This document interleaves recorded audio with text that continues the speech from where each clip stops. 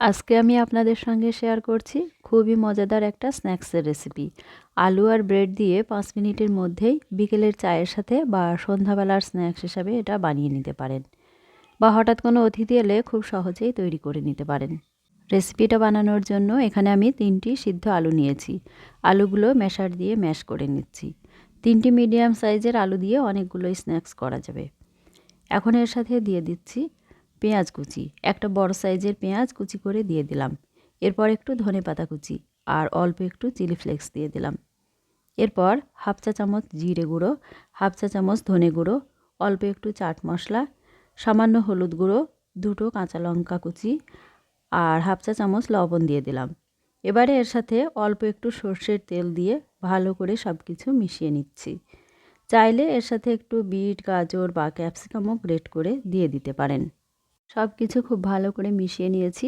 এখন অল্প করে আলু স্টাফিং নিয়ে লম্বা করে রোলের শেপ দিয়ে নেব।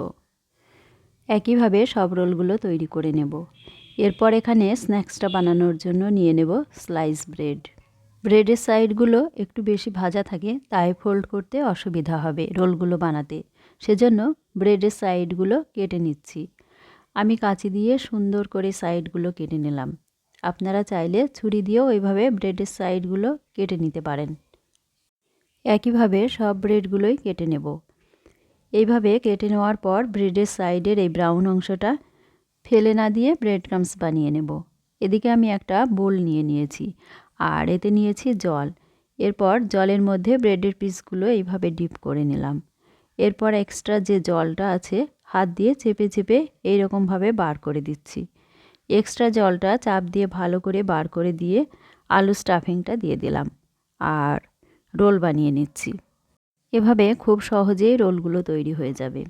কোনো রকম ব্যাটারে ডিপ করতে হবে না বা ব্রেড ক্রাম্বসেও কোট করতে হবে না। এভাবেই রোলগুলোকে তেলে ভেজে নিলেই কিন্তু হয়ে যাবে। একইভাবে আমি সবগুলো রোল তৈরি করে নেব। আর রোলগুলো তৈরি করতে করতে আমি একটা প্যানে তেল গরম করতে বসিয়ে দিয়েছি। এখন গরম তেলে রোলগুলো একটা একটা করে ছেড়ে দিলাম। আর এই সময় গ্যাসের ফ্লেমটাকে মিডিয়াম করে রাখতে হবে। প্রথমেই তেলটা ভালো করে গরম করে নিতে হবে। তেলটা ভালোভাবে গরম না হলে রোলের ভিতর বেশি তেল ঢুকে যাবে। তাই তেলটা ভালো মতো গরম হলে ফ্লেমটাকে মিডিয়াম রেখে ভালো করে ভেজে নিতে হবে। ব্রেড রোলগুলো উল্টে পাল্টে সব সাইডগুলো ভেজে নিতে হবে।